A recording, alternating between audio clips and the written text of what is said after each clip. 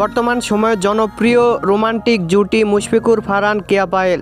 দিন দিন বাংলা নাটকের জনপ্রিয়তা বেড়েই চলেছে। সেই ধারাবাহিকতায় আবারও নতুন নাটক নিয়ে হাজির হয়েছেন জনপ্রিয় এই জুটি। নাটকটির নাম টিপু সুলতান। এই নাটকটিতে অভিনয় করেছেন বর্তমান সময়ের আলোচিত অভিনেতা মুশফিকুর ফারহান ও আলোচিত অভিনেত্রী কেয়া পায়েল। এই নাটকটি রচনা ও পরিচালনা করেন একে পরাগ। নাটকটি খুব শীঘ্রই ক্যাপিটাল ড্রামার ইউটিউব চ্যানেলে প্রকাশিত হবে।